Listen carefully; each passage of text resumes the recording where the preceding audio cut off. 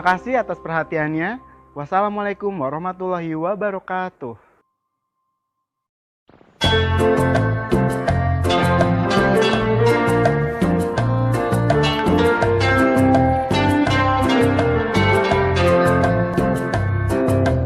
Virus corona datang menyebar, dunia jadi gempar, banyak yang tertular, korban berguguran, yang mati berturutan, negeri pun kelabakan.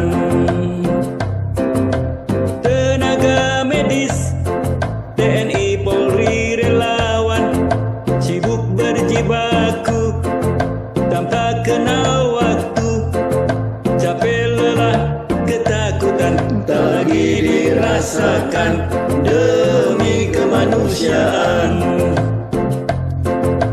Hey hey hey, cuci tangan dong, pakai masker dong, jaga jarak dong. Ayo cegah corona, diam di rumah saja. Yuk, untuk kita semua.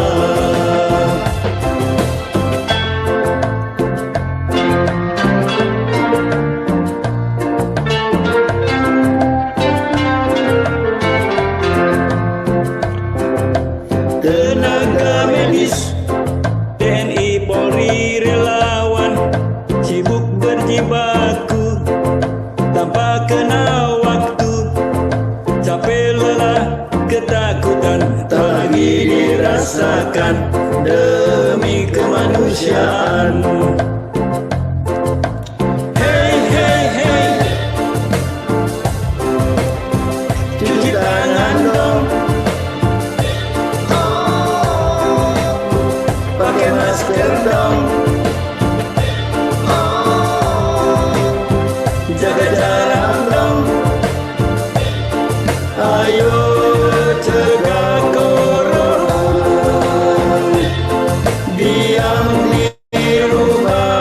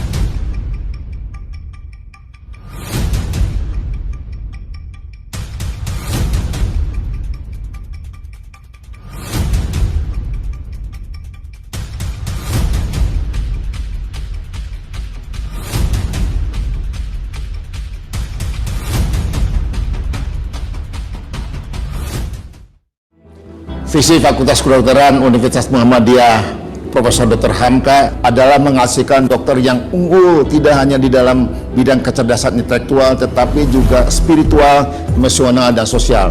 Mereka harus siap ditempatkan di layanan primer dan di kesehatan kerja. Tujuan dari proses pendidikan secara umum adalah melakukan proses pendidikan agar mereka menjadi profesional dan kompeten. Yang kedua, melakukan pendidikan dan penelitian yang berbasis bukti, kemudian mengembangkan kegiatan-kegiatan untuk kepentingan masyarakat, dan melakukan kerjasama bagi dalam dan di luar negeri, dan mengintegrasikan keislaman dan kemuhammadiyaan dalam setiap proses pendidikan, penelitian, dan pengembangan pengabdian kepada masyarakat. Hal lain yang ditekankan dalam proses pendidikan calon dokter di UHAMKA adalah pembentukan karakter. Mahasiswa didorong untuk memiliki kepekaan sosial dan kesadaran tentang pentingnya layanan kesehatan yang merata di seluruh Indonesia, termasuk di pelosok-pelosok wilayah Indonesia.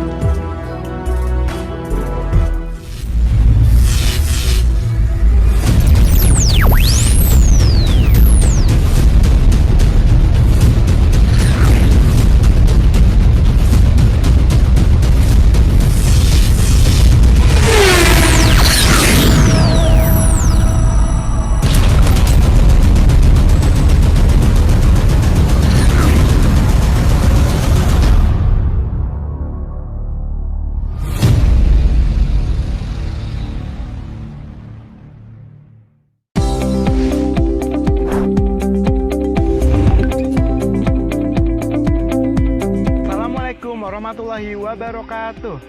Selamat datang di Fakultas Kedokteran Universitas Muhammadiyah Profesor Dr. Hamka. Dalam rangka penerapan regulasi kesehatan dan keselamatan kerja, kami akan mendemonstrasikan langkah-langkah penyelamatan diri apabila terjadi bencana di kawasan Fakultas Kedokteran UHAMKA. Untuk mendukung penerapan dan pelaksanaan kesehatan dan keselamatan kerja, Fakultas Kedokteran UHAMKA dilengkapi dengan peralatan tanggap darurat seperti hidran, alat pemadam api ringan atau APAR, alarm, alat pendeteksi asap, alat pemadam kebakaran otomatis, dan juga tangga darurat. Ibarat kita nggak makan sehari, ibarat tubuh kita menjadi lemah. Itu juga baca Quran teman-teman. Apabila terjadi gempa, ikutilah prosedur berikut. Pertama, jangan panik dan tetap tenang. Kedua, berlindunglah dengan cara merunduk maupun tiarap. Berlindung di bawah benda-benda yang kokoh seperti meja. Lindungi kepala Anda dengan menggunakan tangan untuk menghindari tertimpa reruntuhan. Jauhi benda-benda yang mudah jatuh dan juga mudah pecah seperti jendela dan kaca. Ikuti arahan penyelamat untuk menuju ke titik kumpul. Jangan meninggalkan titik kumpul tanpa arahan dari penyelamat. Informasi tersebut merupakan langkah-langkah penyelamatan diri apabila terjadi gempa di kawasan Fakultas Kedokteran UHAMKA. Berikut lokasi tangga darurat yang tersedia di Fakultas Kedokteran UHAMKA.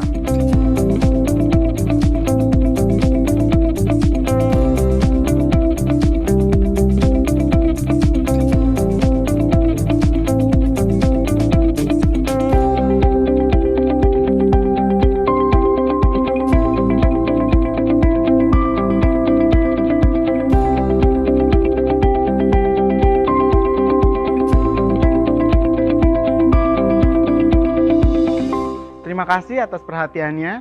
Wassalamualaikum warahmatullahi wabarakatuh.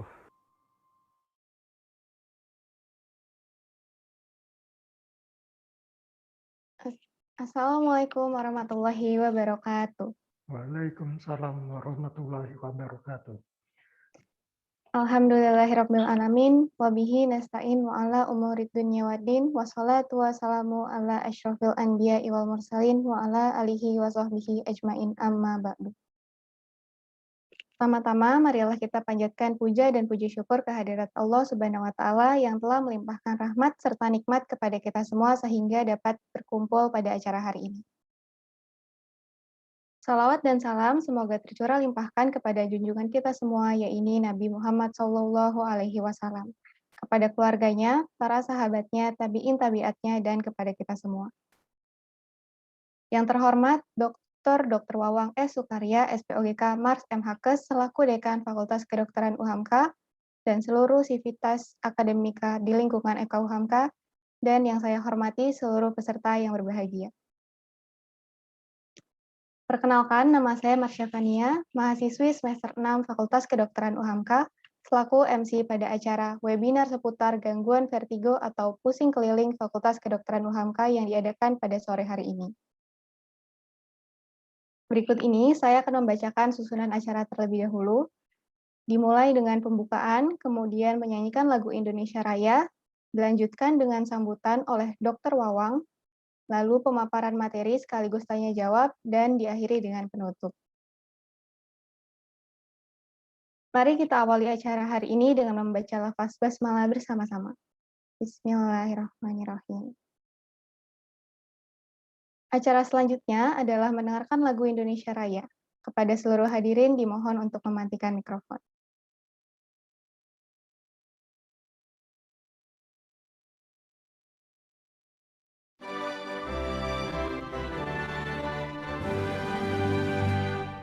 Indonesia tanah airku, tanah tumpah darahku. Di sanalah aku berdiri, jadi panglima. Indonesia kebangsaanku, bangsa dan tanah airku. Marilah kita berseru, Indonesia bersatu. Hiduplah tanahku, hiduplah negeriku, bangsaku, rakyatku semuanya. Bangunlah jiwanya, bangunlah badannya, untuk Indonesia Raya. Indonesia Raya merdeka, merdeka, tanahku, negeriku yang ku cinta. Indonesia Raya merdeka, merdeka, hiduplah Indonesia Raya. Indonesia Raya merdeka, merdeka, tanahku, negeriku yang ku cinta. Indonesia Raya merdeka, merdeka, hiduplah Indonesia Raya.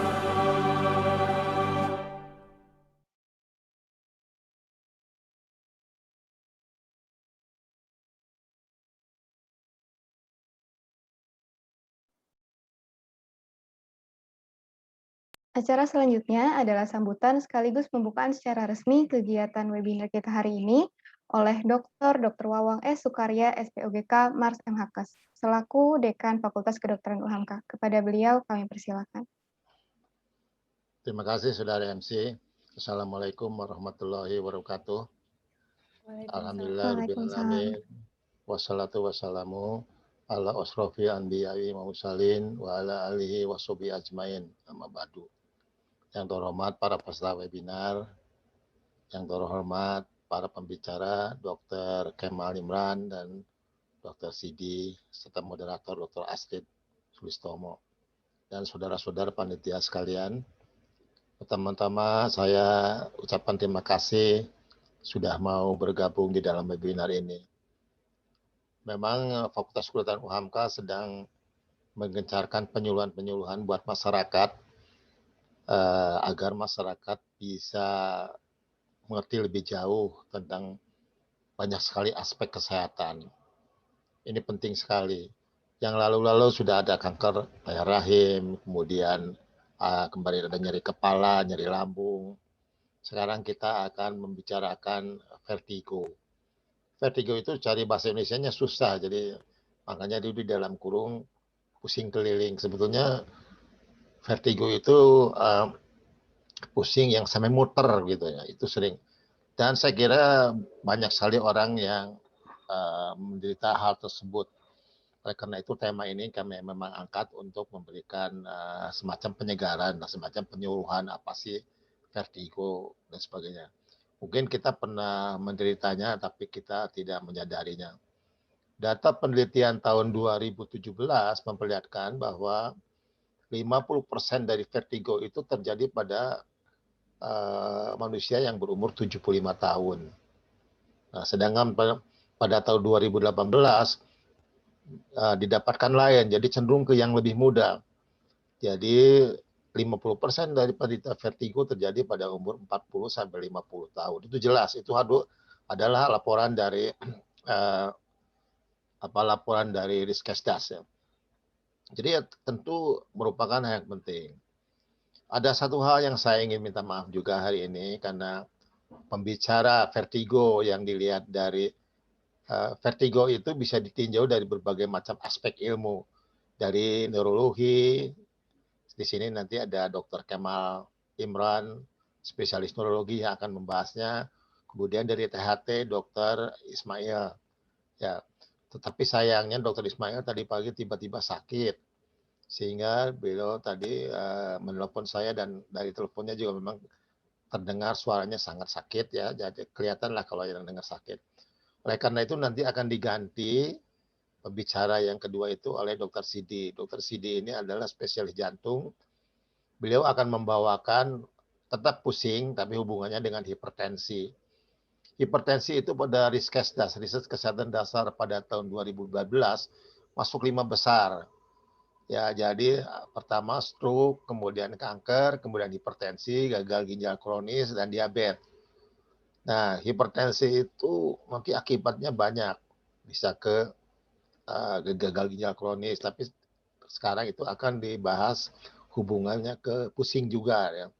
Jadi saya ucapkan terima kasih ke Dr. Sidi yang dengan mendadak bersedia menggantikan Dr.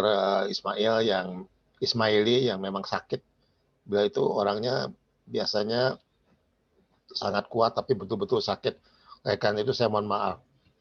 Dan mudah-mudahan nanti dengan membicarakan ini, kita semua masyarakat bisa memahami lebih jauh tentang apa sih vertigo, kemudian apa itu pusing, apa hubungannya dengan keseimbangan telinga, apa hubungannya dengan neurologi, apa hubungannya dengan hipertensi. Dengan demikian nanti kita bisa memahami tersebut sehingga kalau ada hal tersebut terjadi harus bagaimana kita menangannya seawal pertolongan pertamanya itu bagaimana. Nah, webinar semacam ini akan kami terus lakukan terus-menerus. Ada permintaan kepada saya yang bagaimana kalau kita membahas mengenai COVID-19 dan vaksin gitu. Saya pikir tadinya sudah terlalu banyak yang membahas itu, tapi rupanya masih ketika saya memberikan kuliah subuh, ternyata masih banyak juga yang tidak mengerti mengenai COVID ini. Ya, oleh karena itu mungkin yang berikutnya akan kita bahas mengenai COVID, terutama vaksin itu apa sih gitu dan sebagainya. Tapi nanti akan dicari dulu pembicaranya. Demikian sekali lagi saya ucapkan terima kasih kepada para pembicara, pada moderator, pada panitia dan para peserta yang sudah mau bergabung. Selamat berwebinar dan selamat menerima pencerahan-pencerahan ini. Demikian, Assalamualaikum warahmatullahi wabarakatuh. Waalaikumsalam warahmatullahi wabarakatuh.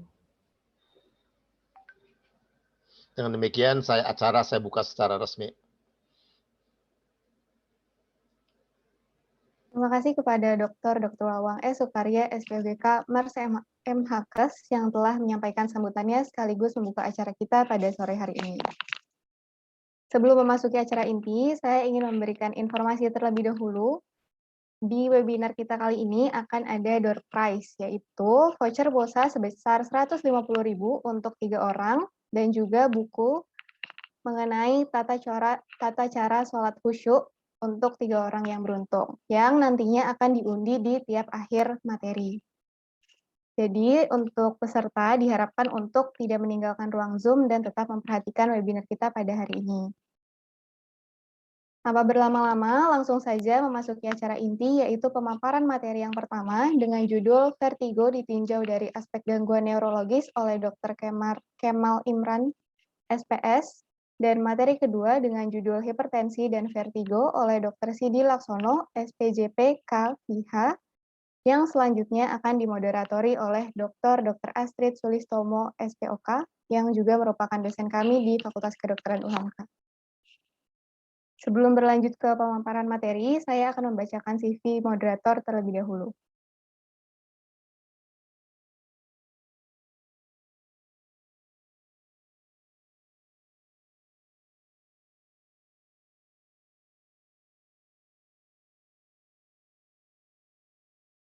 Nama Dr. Astrid Sulistomo, MPH, SPOK, pendidikan dokter di Fakultas Kedokteran UI, MPH University of Michigan, USA, SPOK dari MKKI, dan S3 di Kedokteran FKUI. Kontak yang bisa dihubungi di 0811 819 065. Email asulistomo@gmail.com. Riwayat pekerjaan, Kepala Rumah Bersalin Pembina Puskesmas Kecamatan Kebayoran Baru, Staf Departemen Kedokteran Komunitas FKUI sampai dengan 2018, dosen program studi PPDS Kedokteran Okupasi FKUI, Kepala Klinik Satelit Makara Universitas Indonesia tahun 2014 sampai 2018, Direktur Layanan Primer RS Universitas Indonesia tahun 2018 sampai 2020, dan staf FKU HAMKA tahun 2021.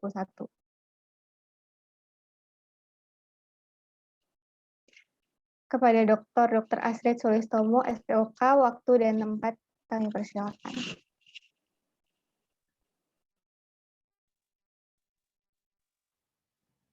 Assalamualaikum warahmatullahi wabarakatuh. Selamat datang kepada para peserta dari webinar yang diselenggarakan oleh Fakultas Kedokteran UHAMKA. Dan kali ini dengan judul atau semuanya mengenai seputar gangguan vertigo ya atau pusing keliling.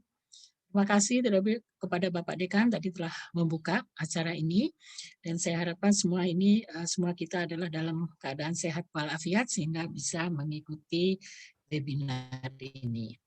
Benar tadi seperti dikatakan Pak Dekan, vertigo ini cukup sering terjadi, termasuk saya pernah beberapa kali mengalami, dan sering kita tidak tahu ya apa yang mesti dilakukan, apa sebabnya ya, dan ini adalah kesempatan yang baik untuk membahas ini dan terutama bagaimana mencegahnya. Untuk itu kita ada dua pembicara pada hari ini. Tadi sudah disebut oleh Bapak Dekan. Pembicara pertama kita adalah Dr. Kemal Imran, spesialis syaraf Mars. Ya, dengan nomor kontaknya nanti bisa ditanyakan. Itu alamat emailnya adalah pendidikannya dokter umum di Fakultas Kedokteran Universitas Sumatera Utara tahun 96, dokter spesialis syaraf di Fakultas Kedokteran Universitas Indonesia tahun 2000.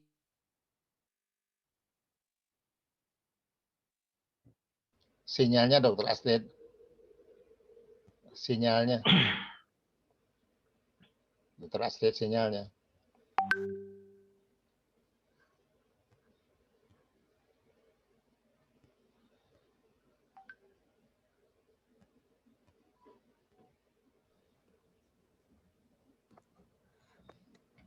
Mungkin Dr. Astrid sinyalnya. Dr. Astrid sinyalnya.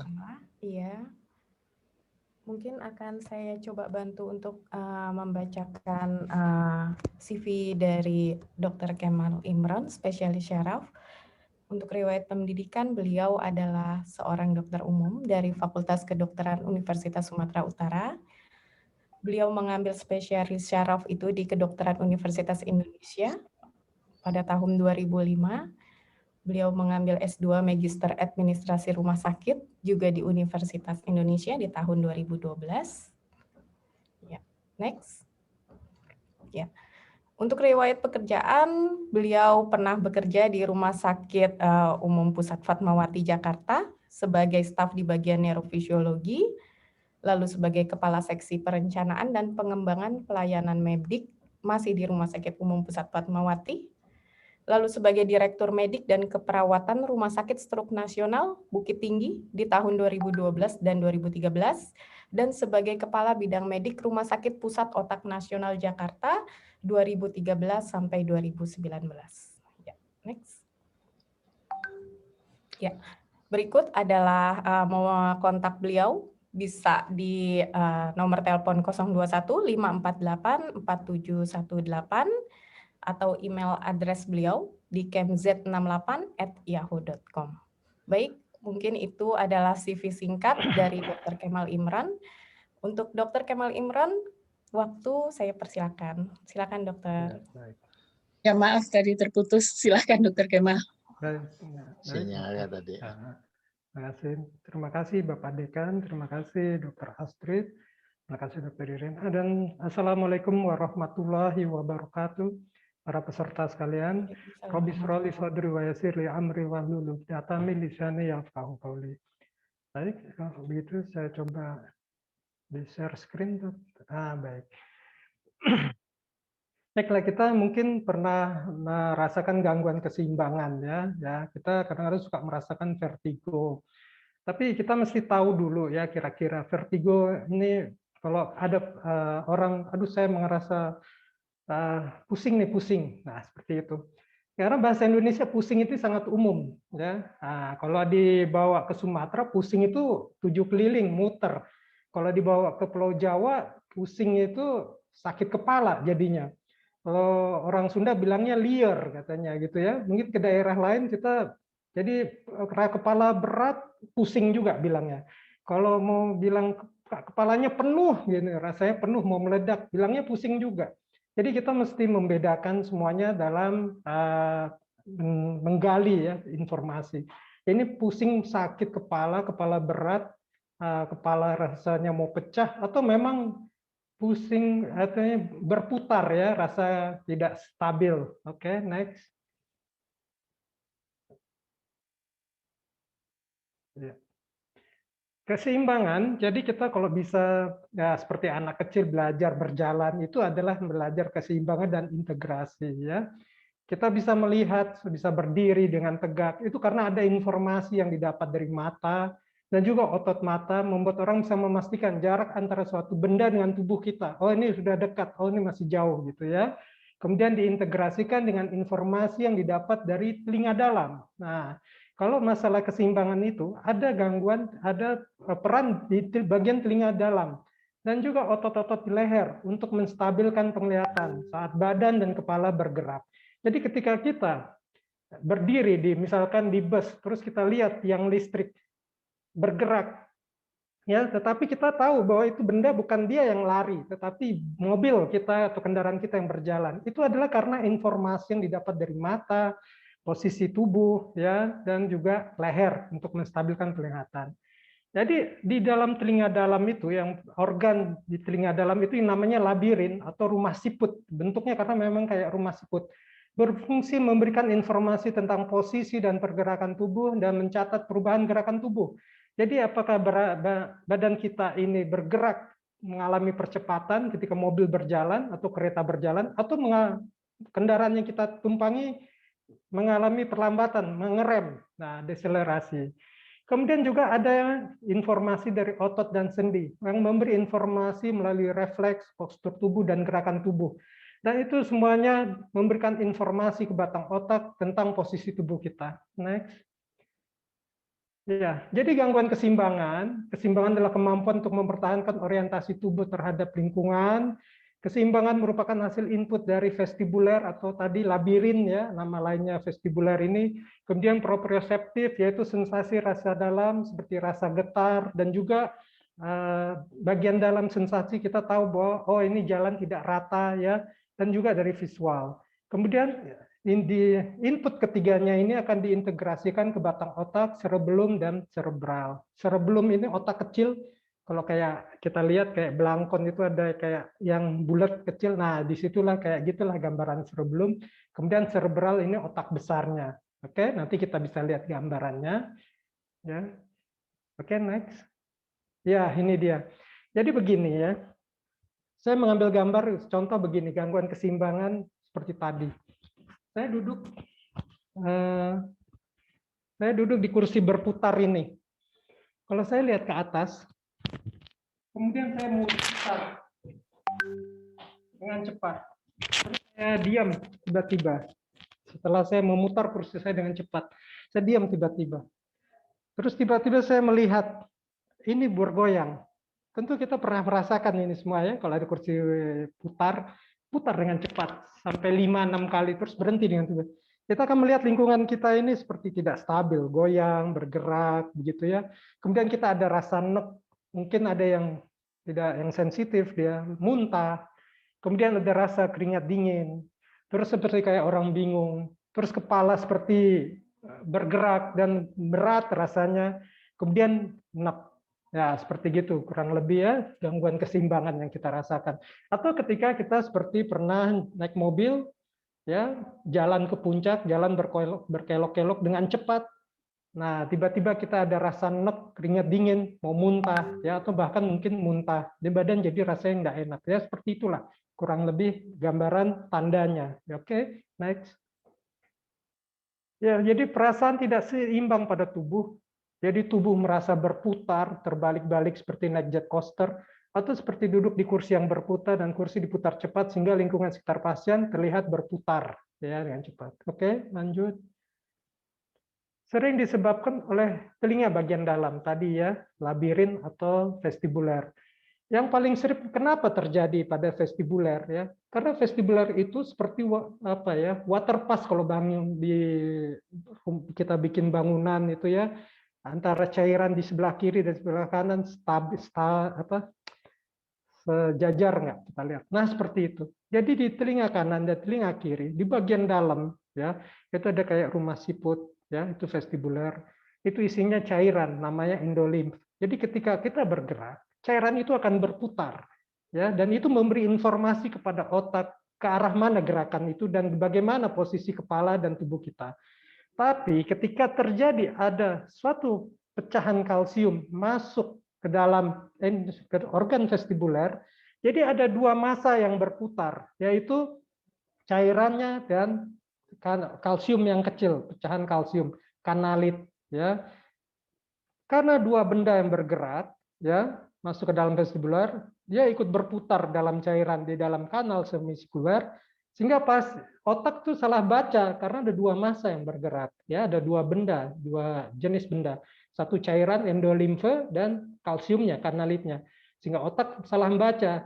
Yang terjadi jadinya otak menginterpretasikan bahwa ruangan yang bergerak bukan tubuh yang bergerak, ya sekelilingnya jadi berputar. Oke, itulah kurang lebih kenapa kita merasakan seperti berputar. Oke, selanjutnya. Ya, jadi ini kita mesti membagikan vertigo ya, karena itu sebagai suatu tanda juga. Kalau yang seperti kita rasakan, seperti ketika naik kendaraan, ya berjalan dengan cepat, kendaraannya miring kiri, miring kanan, atau naik kapal, bergoncang di ombak, ya ini yang menyebabkan terjadinya ketidakseimbangan adalah karena aliran di endolimf di labirinnya, di vestibulernya, dia bergerak, ya itu menyebabkan gangguan keseimbangan. Tapi ada juga vertigo non vestibuler, yaitu gangguan vertigo sentral, yaitu karena gangguan aliran darah yang ke otak kecil yang tadi kita bilang cerebellum yang mengintegrasikan. Kalau itu pun terjadi, itu juga kita akan mengalami vertigo. Tapi itu namanya vertigo non vestibuler, tapi sudah di dalam vertigo sentral karena gangguannya adalah di otak, bukan di telinganya lagi. Nah, ada juga kita kadang-kadang merasa seperti vertigo. Kita mesti bedakan juga ya. Presinkop seperti misalkan kita jongkok lama atau bangun ada tidur lama, terus tiba-tiba kita berdiri. Nah, rasanya juga kita mau jatuh, goyang rasanya. Ya, seperti ini juga mesti kita bedakan apakah ini vertigo atau presinkop atau disequilibrium. Disequilibrium ini adalah gangguan di dalam otak, bisa terjadi karena penyakit-penyakit degeneratif. Kalau presinkop mungkin nanti pembicara kedua Dr. Sidi dengan kaitannya dengan gangguan aliran darah bisa diperdalam lagi. Jadi vertigo itu ilusi, jadi merasa dirinya bergerak atau sekitarnya atau lingkungannya terasa bergerak terhadap dirinya, muter jadinya. Oke, lanjut. Ya, ini dia. Kita lihat apa ya maksudnya? kita bisa melihat kanal otak ya. Ini yang di sebelah sudut kanan bawah ini ada kayak rumah siput ya. Nah, terus habis itu ada 3 bagian semi-sirkular kanal. Ini caranya endolimf tadi yang kita bahas. Jadi kalau ini kepala bergerak ya, dan dia pasti akan menggerakkan cairan atau endolimf. Ya, ini akan menyebabkan endolimf akan berputar sesuai dengan arah kepala. Nanti ada gambar berikutnya. Dan letaknya ini adalah di telinga dalam. Jadi bukan di rongga telinga, jadi di dalam sekali. Sesudah gendang telinga ada tulang pendengaran, baru dekat dengan otak dia adalah rumah siputnya ya, ini. Rumah siput. Ya, ini dia. Jadi dia di dalam dia. Kalau kita teropong ya pasti akan normal aja ini karena tidak tertutup oleh gendang telinga, tidak ada masalah apa-apa. Oke, next. Baik. Ya, kalau ini masalah anatomi ya karena saya berusaha menjelaskan, tapi ini nggak usah dibikin pusing lah ya karena saraf itu banyak sekali serabutnya kayak kabel-kabel listrik ya.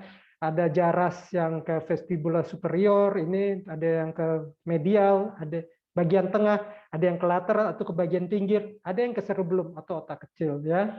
Jadi ini semua yang mengatur, memberi impuls baik dari atas, dari samping, dari tengah, dan dari otak kecil ya, semua diintegrasikan. Oke, lanjut. Ya, ini dia kalau kita lihat ya, Bapak dan Ibu sekalian. Ini kira-kira kanal semi-sirkular di telinga dalam yang tadi ya. Jadi kalau kita bergerak ke kanan, cairannya itu bergerak ke kiri. Ya, di sebelahnya juga. Ya, ketika ini dia akan bergerak ke arah sebaliknya. Dan ini akan masuk ke vestibular nucleus, ini adalah di batang otak. Kemudian dia akan menyeberang, terus jadi dia akan menggerakkan otot mata. Jadi begini gambarnya, ini supaya jangan bingung, nggak usah dibikin bingung ini ya. Bapak dan Ibu sekalian dulu punya boneka, atau anaknya punya boneka. Ya, kalau kepala boneka yang matanya bisa berkedip, bisa bergerak gitu ya. Kalau matanya boneka kita gerakkan ke kiri, kepalanya ke kiri, maka matanya dia akan melihat ke atas, ke arah kanan. Kalau kepala boneka kita gerakkan ke kanan, maka matanya boneka akan melirik ke arah atas. Ya. Atau kalau bonekanya kita tidurkan, maka matanya akan terpejam pelupuk mata. Tapi ketika dibangunkan, matanya akan melihat. Nah, seperti itu.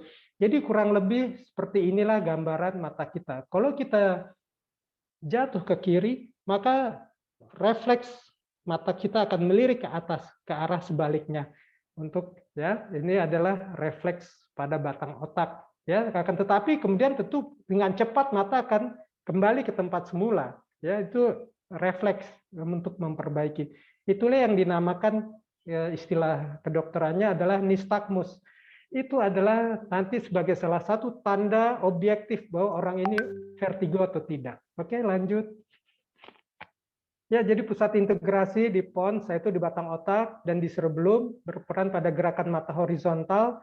Jadi sedangkan mesencephalon ini di otak besar berperan pada gerakan mata yang vertikal. Jadi ini adalah untuk, maksudnya saya menjelaskan ini adalah untuk melihat pergerakan bola mata pada pasien vertigo untuk memeriksanya ya. Impuls dari batang otak akan diteruskan ke jaras yang tadi kita bilang sampai ke otak atas ya, jaras yang naik ke atas, ascendant itu naik ke atas ya, dan yang descendant yaitu ke medula spinalis ini ke sumsum tulang atau di leher ya, melalui jalur vestibulospinal. Ya, jaras ini akan menyebabkan vertigo sentral kalau ada kelainan pada sini ya. Karena ini sudah di dalam otak, bukan di dalam telinga lagi karena gangguannya sudah ke bagian otak, sudah keluar dari gendang telinga, dari rumah siput tadi ya. Ya, jadi keluhan vertigo adalah gejala subjektif. Kalau orang bilang dia, aduh saya vertigo. Tapi pemeriksa mesti melihat ada tidak pergerakan gejala mata yang seperti tadi kayak gerakan kalau dimiringkan ke kiri mata akan melirik ke kanan kemudian membalik lagi memperbaiki posisi, yaitu dinamakan nistagmus. Ya, jadi gerakan mata seperti penduler bergerak ke kanan tapi terus balik lagi ke tempat semula. Baik, lanjut. Ya, ini dia kurang lebih maaf baik. Jadi kurang lebih begini ya. Jadi saraf itu ketika sudah dari tadi di rumah siput, dia akan sambungan sarafnya akan sampai ke batang otak di pons. Ya, dari sini dia akan terus, inilah tempat pusat integrasi keseimbangan yang sentral. Ya. Kalau ini terjadi gangguan, misalkan gangguan aliran darah seperti pada pasien stroke, tetapi pembuluh darah yang terkena adalah di batang otak, di pons, ini juga akan menimbulkan rasa sensasi yang tidak stabil, vertigo juga. Ya. Tetapi masalahnya ini adalah vertigo sentral, bukan vertigo saraf tepi yang tadi di telinga dalam. Ya. Nah ini sama juga. Ya, kalau aliran darah ke sini terganggu. Dan ini pasien pasti akan merasakan pusing yang berputar yang kontinu. Ya, jadi pembuluh darah dari bawah dari jantung naik ke atas, dia akan mendarahi otak pons batang otak ya. Kemudian dia akan memberi cabang juga ke cerebellum yang seperti belangkon ini. Ya, ini juga pusat kestabilan, pusat integrasi. Baik, lanjut. Ini gambarannya aja. Jadi bagaimana membedakan apakah ini vertigonya saraf tepi atau sentral? Gejala vertigonya sangat berat kalau pada saraf tepi, yaitu pada labirin atau rumah siput di telinga dalam. Ini pusingnya cepat sekali dan pasiennya biasanya mual dan muntah karena ini gangguan namanya motion sickness, gangguan sistem saraf otonom. Saraf otonomnya akan terganggu. Kalau pada gejala vertigo yang sentral, dia lebih ringan, tidak cepat, tetapi kontinu terus, tidak berhenti-berhenti ya. Mual dan muntahnya juga bisa terjadi, tapi tidak seberat pada yang vertigo saraf tepi, perifer ya. Seperti orang mabuk kendaraan yang muntah terus ya. Kalau gangguan pendengaran karena dia di telinga dalam sering terjadi. Suaranya telinga pasien sering ada gangguan seperti mendenging, kayak orang jual kue putu. Tapi kalau sentral bisa jadi, tapi jarang. Tapi karena dia sudah sampai gangguannya sudah ke dalam otak, ya kan?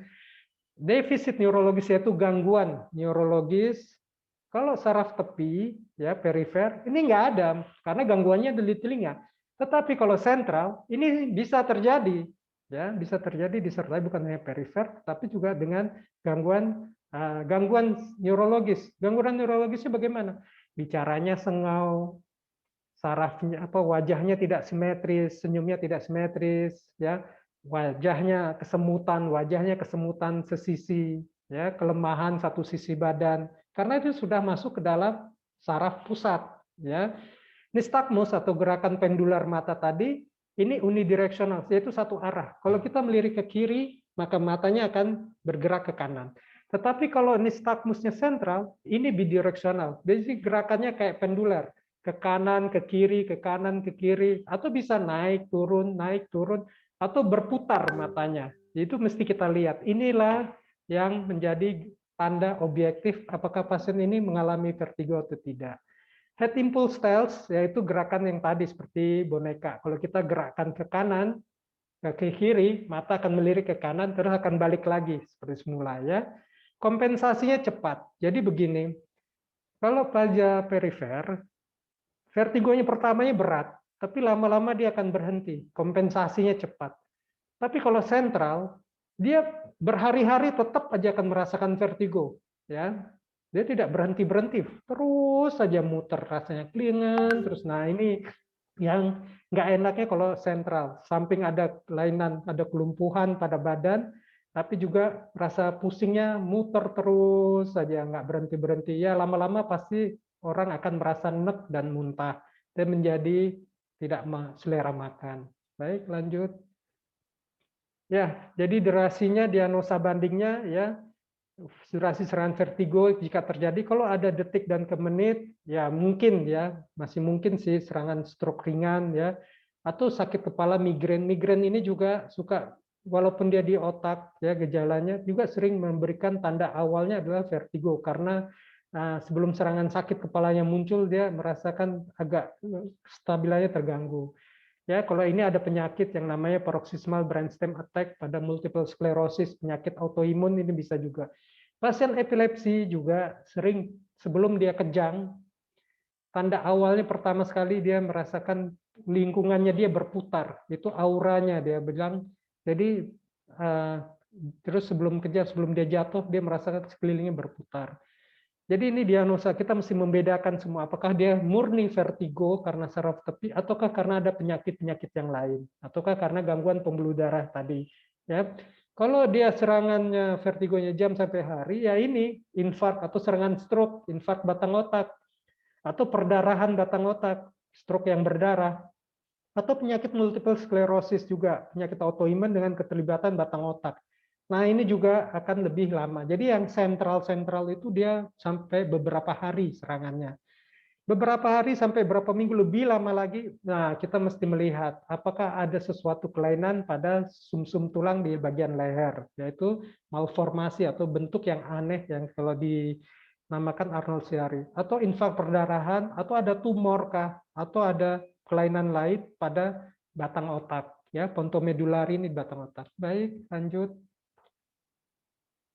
Ya, ini dia kita bilang benign paroxysmal positional vertigo, itu saraf tepi ya, vestibuler. Ya, itu vestibuler jadi di labirin tadi ya. Jadi kanalis semicircularis ada yang posterior, ada horizontal anterior tadi yang rumah siput. Kemudian organ otolitnya ada di sacculus atau utriculus. Baik, lanjut. Mungkin lebih enak lihat gambar. Nah, ini dia. Tadi seperti tadi gambarnya ini rumah siputnya ya. Kalau kita lihat teropong ke dalam, ini gendang telinga, terus ada tulang pendengaran yang menghantar suara, sampailah dia ke rumah siput. Jadi di sini rumah siput ini selain dari untuk menghantarkan suara terus lewat vestibular ini, saraf vestibular ke otak dan diinterpretasikan di otak, tetapi dia juga berfungsi sebagai pengatur keseimbangan. Ya, seperti tadi, ini ada yang kanal semisirkuler, ada yang superior, ada yang medial, ada yang posterior, ya. Nah, yang paling sering adalah yang datar seperti ini, karena dia tidak melawan gravitasi. Kalau yang naik ke atas ini gangguan aliran ini suka lebih jarang terjadi, ya, walaupun bisa juga, karena dia melawan gravitasi, tidak terlalu banyak terpengaruh. Kenapa bisa terjadi ya seperti ini tadi? Ada pada di dalam ini ya, kohlear ini ada otokonia atau serbuk-serbuk kalsium. Dia fungsinya untuk pendengaran ya. Tapi kalau dia lepas kemudian masuk ke dalam kanal semicircularis ini ikut berputar di cairan, inilah yang menyebabkan otak kita salah baca karena ada dua massa tadi ya, tadi yang saya ungkapkan di awal tadi, karena ada dua massa yang bergerak, satu cairan, satu otokonia ini atau kanalit ini ya, cairan ini lepas masuk ke dalam nah ini dia menyebabkan kita, jadi kalau kita bergerak ya, cairannya bergerak, maka terasalah timbullah vertigo yang berat sampai muntah ya, karena jadi seperti tadi head impulse styles ya, maksudnya itu begini. Kalau kepala bergerak muncul vertigonya. Itu yang perifer. Tapi kalau yang sentral tidak terpengaruh dengan pergerakan kepala. Kita diam, kita duduk, pasien itu diam, tidur, tetap aja dia akan merasakan vertigo. Tetapi kalau yang saraf tepi bagian perifer ini dia. Maaf, kalau dokter, kepala, waktunya tinggal 3 menit. Oke, baik. Ini tinggal ini bergerak. Ya, cairannya bergerak, maka otokonia ikut berputar, maka otak akan salah baca. Yang terjadi adalah lingkungan ini ikut bergerak, bukan badan bergerak. Oke, lanjut, silakan, lanjut. Ya, ini dia. Jadi gerakan ini berputar mengikuti, ya, berputar, berespon terhadap akselerasi. Ini masalah anatomi ya. Ya, dalam keadaan statis terhadap pergerakan aktivitas neural pada kedua nukleus vestibular simetris, ya. Jika digerakkan terjadi aktivitas asimetris pada nukleus yang diinterpretasikan oleh saraf pusat sebagai gerakan kepala. Jika satu sisi rusak akan diinterpretasikan sebagai aktivitas simetris oleh susunan saraf pusat sebagai gerakan cepat. Dan akan dilakukan korektif dengan gerakan mata itu nystagmus vestibular. Silakan lanjut lagi. Baik, ya ini tadi ya, jika ada kalsium karbonat yang terbentuk di makula atau utriculus terlepas masuk kanalis semicircularis, maka dia akan menimbulkan dan rasa vertigo jika kepala bergerak. Ini ya untuk saraf tepi ya tadi ya. Oke, lanjut. Ya, kalau Meniere syndrome ada lagi penyakit ini juga vertigo, tetapi yang terjadi adalah kerusakan pada tadi rumah siputnya ya, dan disertai dengan bunyi mendenging pada telinga. Telinga bunyi kayak ada kayak tukang kue putu jualan itu bunyi ting, terus dia ya. Mungkin pada awal-awal tidak terlalu keras, tapi kalau malam karena sudah sunyi bisa terdengar cairannya ya. Ini kenapa? Karena sebenarnya tadi cairan endolimfnya itu menumpuk, terjadi gangguan penyerapan cairan endolimf. Jadi di dalam kanal itu ada cairan dan dia diproduksi, kemudian dia akan diserap. Jadi itu sirkulasinya. Jika terjadi gangguan penyerapan di situ, maka numpuk cairan, maka jadi bengkak kanal semisirkularnya, maka timbullah gangguan keseimbangan juga dan disertai suara mendenging pada telinga. Oke, lanjut. Ya, bisa jadi kenapa bisa terjadi penyebab bisa karena infeksi atau inflamasi ya, atau ada radang di situ. Ya, karena kadang juga tidak diketahui apa penyebabnya, infeksi enggak, alergi enggak ya, tapi mungkin karena ada gangguan metabolik seperti hormon, ada apa seperti gangguan elektrolit atau gangguan glukosa pada darah ya, kemudian gangguan hormonal juga, ada yang juga bilang ada yang karena stres. Ya, itu sih kita bandingkan apakah ini adalah penyakit migrain, apakah labirintitis yaitu radang pada labirin tadi ya, atau penyakit autoimun. Baik, lanjut. 1 menit lagi ya, Ya, Dok. baik. Ya, jadi penegakan diagnosa ini dengan anamnesa, pemeriksaan fisik ya. Kemudian juga ada pemeriksaan kayak audiometri. Biasanya dia terjadi ketulian kalau ini ya, karena sudah ada bunyi tinnitus tadi ya, bunyi mendenging. Lanjut. Lanjut. Baik, ini dia tadi sama aja. Baik, bagaimana tata laksananya? Yaitu bisa dengan minum obat-obatan. Yang pertama untuk menekan vertigonya seperti betahistin, antihistamik. Ini obat antimo kayak gitu, dimenhidrinat ini antimo ya. Atau obat tidur ya, kalau ini supaya bisa istirahat. Flunarizin ini juga mencegah supaya jangan terjadi vertigo. Kemudian diuretik untuk mengurangi bengkak cairan. Jadi banyak kencing orangnya dikasih obat supaya banyak kencing. Steroid antiinflamasi. Kemudian ada juga bisa dilakukan dengan ablasi, ini dokter THT yang mengerjakannya, disuntikan streptomisin untuk merusak telinga supaya jangan terlalu sensitif. Oke, lanjut. Ya, kalau bagaimana yang tidak tanpa obat yaitu dengan latihan. Lanjut. Ya, ini dia latihan. Ini kalau di fisioterapi kayak begini latihan. Jadi tujuannya apa? Untuk vertigo perifer ini ya, jadi untuk menggerakkan cairan. Jadi kalsium di dalamnya berusaha untuk digerakkan balik lagi ke tempat semula dan keluar dari kanal semisirkuler. Baik itu Dix-Hallpike caranya atau Epley maneuver. Seperti gini, tidur telentang, terus miring, badannya miring, terus duduk. Oke, lanjut. Ya, ini Brandarov ini juga duduk di samping tempat tidur, terus duduk begini, terus duduk lagi, ya, terus miring ke sebelahnya. Jadi untuk menggerakkan cairan endolimf di dalam telinga tengah. Oke, lanjut. Ya, ini kurang lebih kalau ini gambar. Oke, baik. Saya rasa ini slide terakhir. Nystagmus adalah ketika kita miring ke kanan, ya, mata itu melirik ke kiri, terus ini bergerak, mata ini bergerak seperti pendular. Ya, ini adalah tanda yang objektif. Oke, lanjut. Lanjut. Oke, baik. Ini terakhir. Terima kasih atas perhatiannya. Assalamualaikum warahmatullahi wabarakatuh. Waalaikumsalam, Dr. Kemal. Sayang sekali sebenarnya memang menarik sekali ya mengenai vertigo ini karena memang banyak yang mengalami, tapi karena kita dibatasi waktu, mungkin kita beralih ke pembicara kedua. Nanti tentu ada banyak pertanyaan kayaknya sudah masuk ya, Pak Kemal. Jadi terima kasih. Kemudian kita lanjut ke pembicara yang kedua, yaitu Dr. Sidi Laksono Purwobiyoto.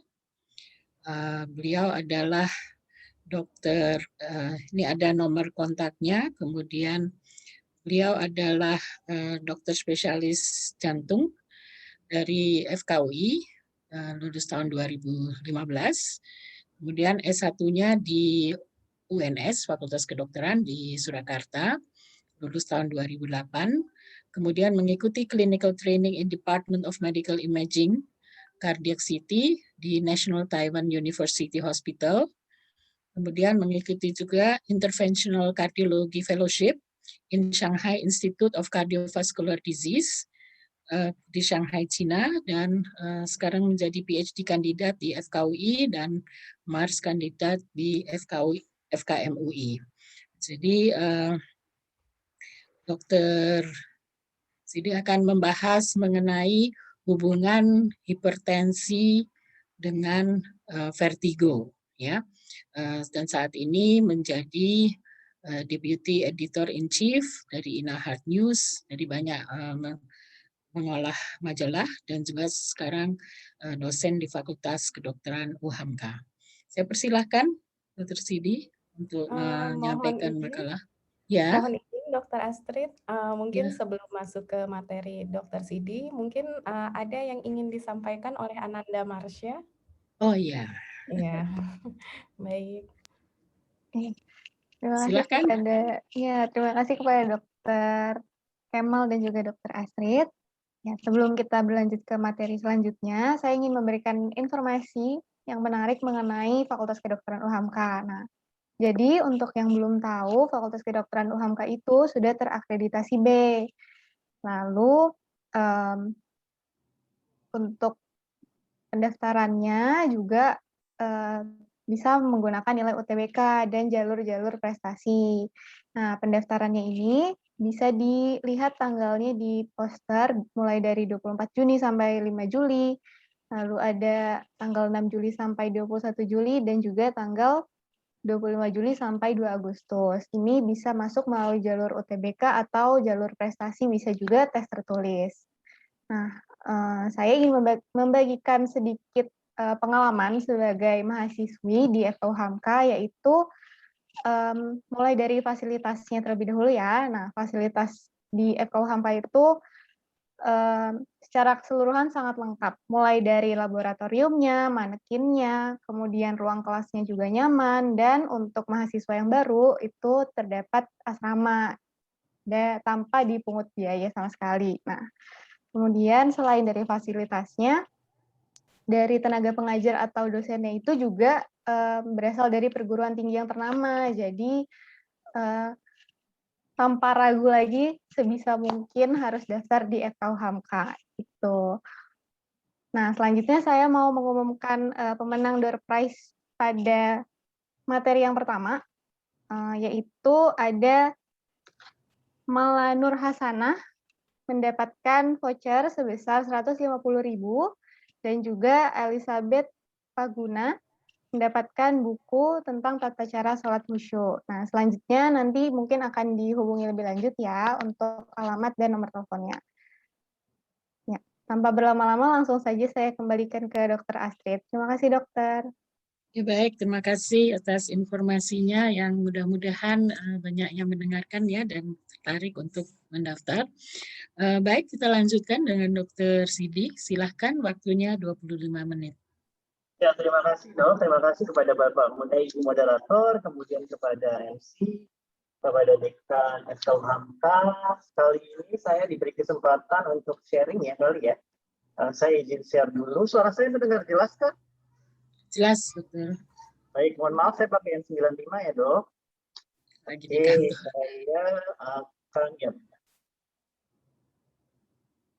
Jadi saya kebetulan akan sharing aja ya di sini. Jadi mengenai hipertensi dan dizziness atau kepala sakit ya, atau sakit kepala, apakah mereka berhubungan atau enggak. Jadi memang seringkali di poli-poli itu, di poli jantung terutama, pasien hipertensi itu datang dengan keluhan kadang kepala pusing, kadang kepala berputar.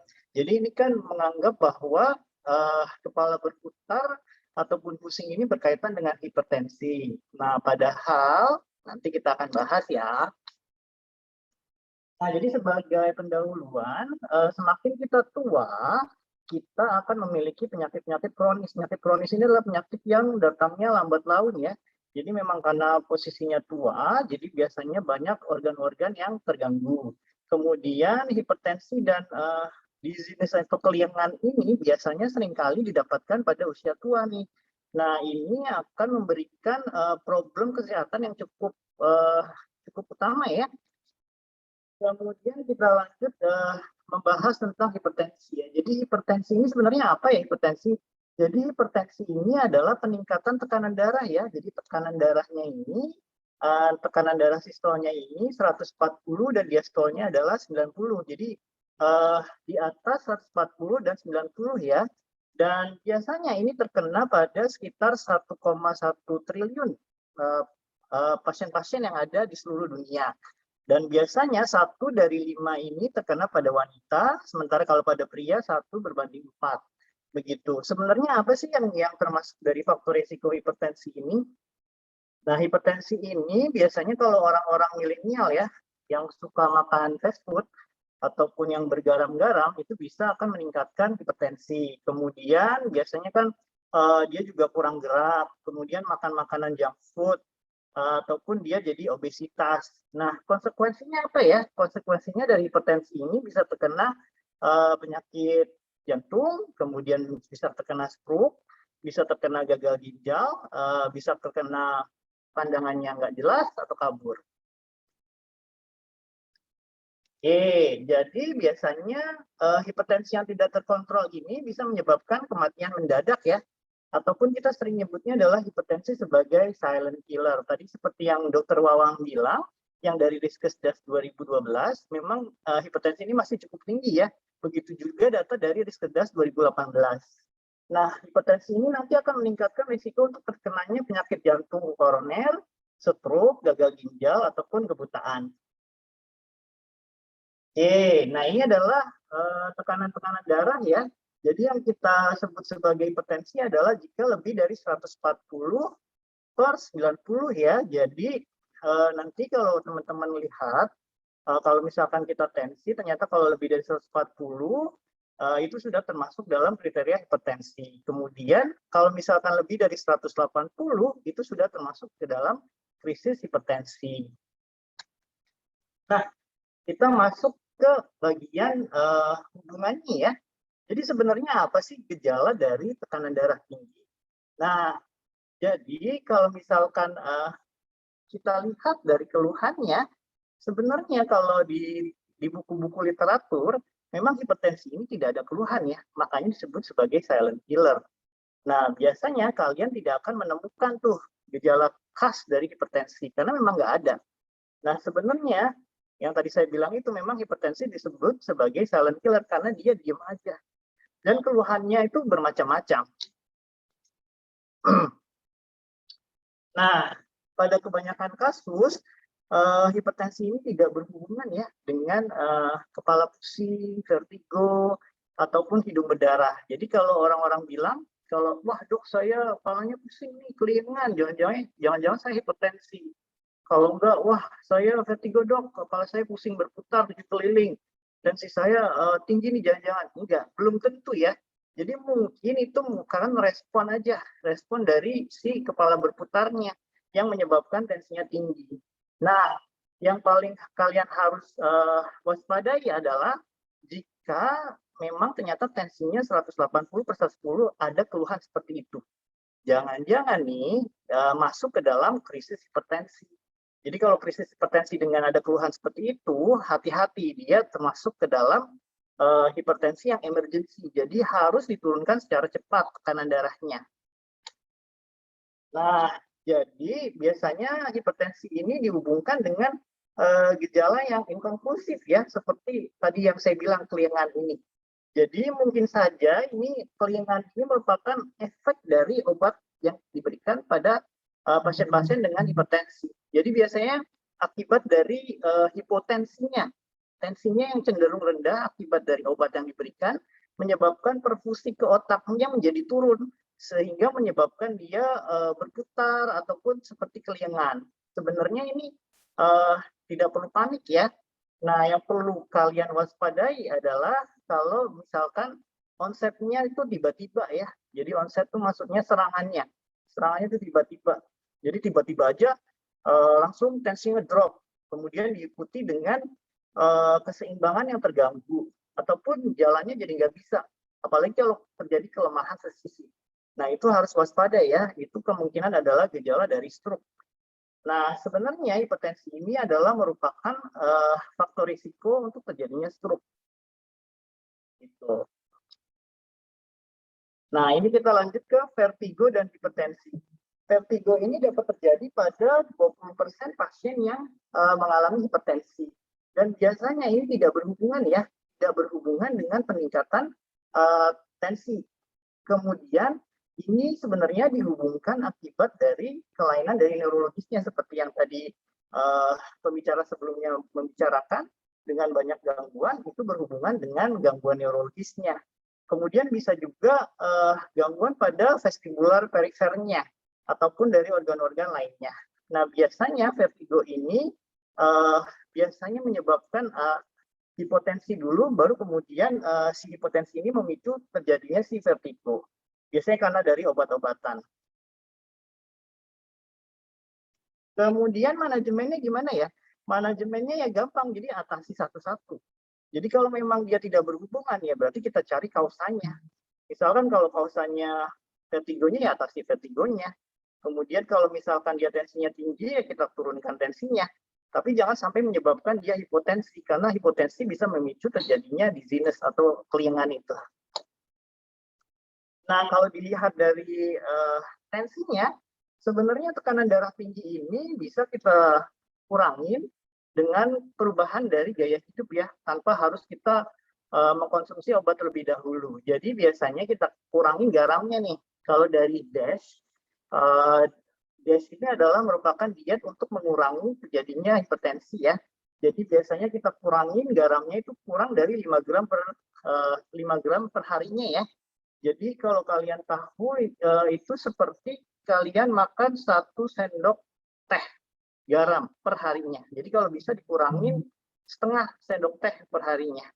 Kalau bisa ya. Nah, biasanya kalau orang-orang milenial kurangin makanan fast food ya. Makanan yang kayak french fries, kentang goreng itu kan banyak garamnya tuh, tinggi natrium. Jadi kalian harus berhati-hati. Kemudian makan yang bergizi, entah itu buah dan perbanyak sayur-sayuran. Kemudian yang tadi saya bilang, kurangi fast food, junk food, kurangi merokok, kurangi alkohol, kemudian kita harus aktif. Nah, apalagi zaman pandemi ya, saya rasa kalau zaman pandemi pada enakan tidur ya dok ya, pada istirahat baring semuanya nih. Nah, ini akan memicu terjadinya hipertensi. Oke, ini adalah intervensinya seperti saya bilang tadi. Selain tersebut, kita bisa mengurangi dengan DASH itu. Nanti kita kurangi garamnya kurang dari 5 gram per desiliter. Ini sebenarnya kalau kita bisa mengintervensi dengan perubahan pola gaya hidup ini, ataupun namanya adalah intervensi gaya hidup yang sehat, kita bisa menurunkan terjadinya tekanan darah tinggi. Kemudian kita akan mengurangi terjadinya risiko dari kardiovaskuler. Seperti yang saya bilang tadi, ada stroke, kemudian serangan jantung, itu bisa kita kurangi. Kemudian ini dari diet DASH-nya ya. Jadi dietary untuk mengurangi hipertensi, jadi biasanya kita harus konsumsi whole grain, kemudian kita perbanyak dari buah-buahan dan sayuran. Kemudian kita harus mengurangi garamnya. Garamnya ini 1 sendok teh, kalau tapi yang lebih baik adalah kurang dari setengah sendok teh. Gitu. Kemudian ini yang terakhir adalah kesimpulannya ya. Jadi sebenarnya hipertensi ini bukan merupakan penyebab dari sakit kelingan atau dizziness. Kemudian biasanya yang menyebabkan sakit kelingan atau vertigo ini merupakan adalah gangguan dari sistem vestibuler. Kemudian manajemennya seharusnya kita lakukan berdasarkan kausa atau penyebabnya. Begitu. Ya, terima kasih. Saya kembalikan kepada moderator.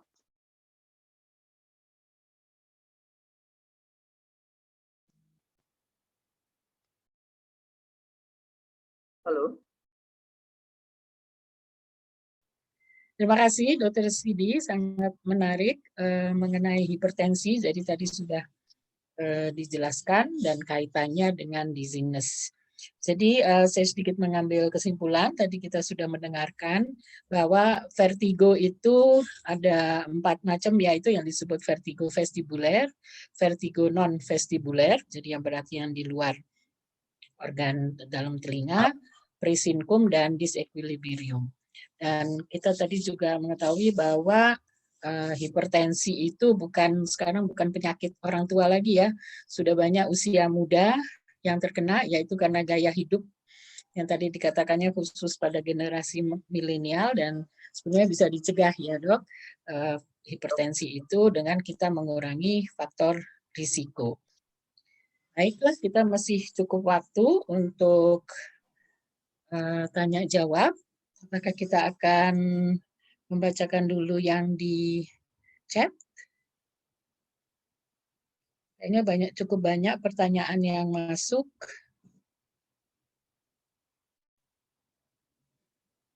Dokter, Ini ada mohon pertanyaan. izin. Ya?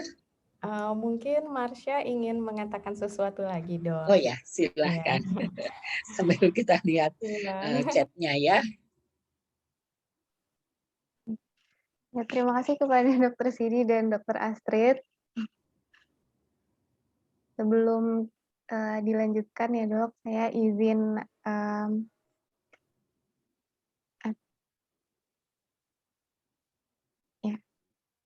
saya izin memberi tahu lagi hal menarik tentang Fakultas Kedokteran UHAMKA. Selain tadi dari fasilitasnya dan juga dosennya yang sangat berkualitas gitu, selain dari banyak perguruan tinggi yang ternama, banyak juga dari luar negeri, dari Jepang, dari UI, UGM, dan lain-lain. Nah, kemudian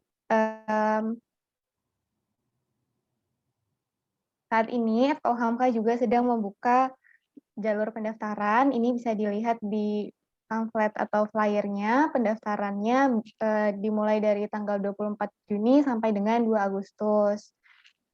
Lalu untuk jalur tesnya sendiri, ini bisa tes melalui tes tertulis ataupun bisa juga dari hasil UTBK dan jalur prestasi. Jadi untuk teman-teman yang nilainya bagus, rapotnya bisa langsung daftar lewat jalur prestasi. Jadi tinggal tes psikologi dan lain-lain gitu.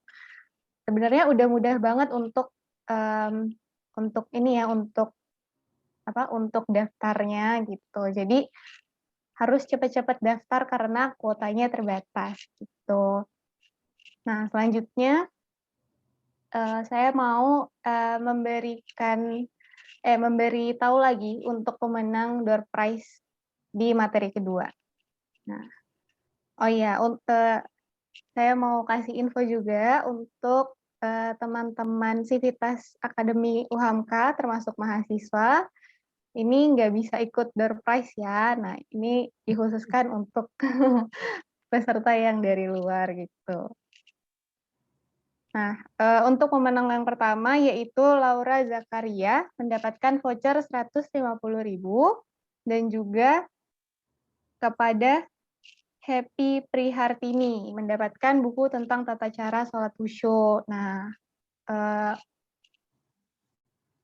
untuk pemenangnya nanti akan dihubungi lewat chat Zoom untuk alamat dan nomor teleponnya, dan juga kepada peserta diharapkan untuk tetap mengikuti acara webinar kali ini ya. Kalau gitu saya kembalikan lagi ke Dr. Astrid. Dok, terima kasih. Baik, terima kasih untuk informasinya dan selamat ya kepada pemenang. Baik, saya bacakan beberapa pertanyaan dulu. Ini ada pertanyaan untuk Dr. Kemal dari Mita di Jambi, jauh juga ya dari Jambi. Pak Dokter, izin bertanya, apakah vertigo bisa menyebabkan meninggal mendadak? Atau mungkin nanti mau sekaligus beberapa pertanyaan ya, Dokter Kemal ya. Jadi tidak satu-satu. Kemudian ada dari Eli di Bogor, kepada Dokter Kemal juga. Izin bertanya, apakah setiap vertigo kambuh selalu berkaitan dengan asam lambung dan bagaimana cara mengatasi vertigo supaya tidak sering kambuh? Saya sering mengalami vertigo kalau sudah kambuh tidak bisa bangun sama sekali. Terima kasih. Mungkin kemudian tadi juga kepada Dokter Sidi dari Indah di Jakarta. Mau bertanya, apakah hipertensi itu bisa karena faktor keturunan? Selanjutnya, jika seorang mengalami hipertensi, untuk bisa normal kembali, obat atau makanan apa yang harus dikonsumsi supaya tidak kambuh?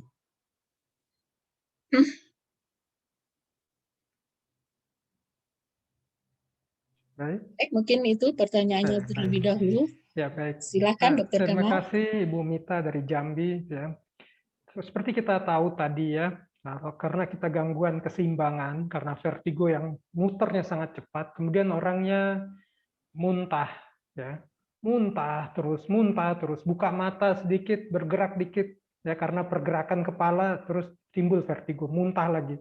Jika terus muntah, ya, terus tidak bisa masuk makanan ataupun cairan, itu bisa menyebabkan gangguan metabolik, yaitu gangguan elektrolit seperti natrium, kalium. Ya, seperti itu, ya itu bisa menyebabkan gangguan. Kalau kaliumnya sangat rendah sekali bisa mengakibatkan gangguan irama jantung. Ya, dan itu bisa menyebabkan kematian, tidak secara langsung karena vertigonya, tetapi karena muntah terus. Kemudian pasien juga jadinya tidak masuk cairan, jadinya dehidrasi. Itu juga bisa menyebabkan kematian. Itu kalau vertigo perifer. Tapi kalau vertigonya sentral, ini yang paling sering menyebabkan kematian, itu karena stroke. Ya, stroke aliran darah yang tadi gambarnya pembuluh darah basilernya itu tersumbat, ya, terus akhirnya terjadi gangguan keseimbangan, ya, yang ternyata adalah penyebabnya adalah stroke. Jika berlanjut terus penyakit stroke-nya, nah ini yang bisa menyebabkan kematian mendadak, itu kalau stroke ya penyebabnya. Karena gejalanya sama-sama vertigo, hanya cuman kita tadi mesti bedakan ya kan. Kalau dia karena pergerakan kepala, yaitu saraf vertigonya karena vertigo saraf tepi. Tapi kalau tidak dipengaruhi oleh pergerakan kepala, dia tetap duduk, ya diam, ya tidur, tetap aja vertigo terus berhari-hari. Nah itu karena kita mesti curiga itu adalah akibat karena stroke. Kemudian pertanyaan yang kedua, apakah karena asam lambung? Bukan itu, kebalikannya adalah karena kita vertigo, gangguan keseimbangan, kita jadi enek. Itu yang dinamakan motion sickness. Ya. Sistem saraf otonomnya yang teriritasi, terganggu jadinya. Yang menyebabkan kita jadi muntah. Bukan karena asam lambung naik terus kita jadi vertigo, tetapi karena kita mengalami gangguan keseimbangan. Kita mengalami vertigo karena pusing berputar dengan cepat yang menyebabkan kita jadi enek, muntah-muntah. Ya, jadi bukan terbalik seperti itu. Baik itu, Bu Moderator. Ya, terima kasih. Mungkin pertanyaan yang Dr. Sidi. Ya, terima kasih Bu Moderator. Jadi pertanyaannya adalah hipertensi apakah merupakan suatu penyakit keturunan? Ya, memang beberapa disebut sebagai penyakit keturunan. Kemudian hipertensi bisa sembuh nggak ya dok? Bisa, kalau misalkan dia hipertensinya jenis hipertensi yang sekunder. Karena 90% itu merupakan hipertensi adalah hipertensi esensial. Jadi penyebabnya adalah multifaktorial. Salah satunya adalah keturunan. Kemudian kalau dia hipertensi sekunder ini biasanya terjadi pada orang-orang usia muda. Jadi kurang dari 20 tahun. Biasanya kemungkinan karena gangguan dari hormonnya, kemudian ada gangguan dari pembuluh darah di ginjalnya yang mengalami sumbatan sehingga menyebabkan tensinya tinggi. Jika misalkan sumbatannya itu dihilangkan, maka tensinya juga akan turun. Kemudian makanan apa aja yang harus dikonsumsi supaya tidak kambuh lagi? Sebenarnya kalau makanan ya kurangin garam aja ya. Jadi makanan yang bergaram ini akan meningkatkan tensi. Jadi kalau bisa makanan yang asin-asin itu dikurangin. Jadi seperti itu. Sebenarnya yang paling gampang adalah kita mengikuti sehat ya. Sehat itu adalah seimbang gizi, enyahkan rokok, kemudian hadapi stres, kemudian A adalah awasi tekanan darah, gula dan kolesterol, yang T adalah teratur berolahraga. Nah, kelimanya ini bisa menurunkan hipertensi. Begitu. Saya cukup jelas ya. Baik, kita lanjutkan, masih ada waktu. Ini ada pertanyaan dari Om Rigea dari Nias. Wah, ini lebih jauh lagi ya. Kepada Dr. Kemal. Pak Dokter, saya mau bertanya bagaimana mencegah terjadinya vertigo, apa tindakan kita bila terjadi vertigo, dan apa obatnya. Dan keempat ada mengenai asam lambung, tadi sudah dijawab, jadi mungkin yang ketiga ini. Kemudian pertanyaan dari Hela di Jakarta, Dr. Kemal izin bertanya, ketika mengalami vertigo dan sampai dirawat, diresepkan oleh Dr. Syaraf vertigo, Dr. Syaraf, Mertigo dan Unalium. Selama ini jika mengalami tanda-tanda kepala pusing yang berbeda, gejala awal dari vertigo, langsung minum obat Unalium dan Mertigo tersebut. apakah boleh dikonsumsi dalam jangka panjang, Dok? Kemudian satu lagi yang kepada Dr. Kemal juga dari Eli di Bogor. Oh, ini tadi sudah ditanya. Kemudian juga dari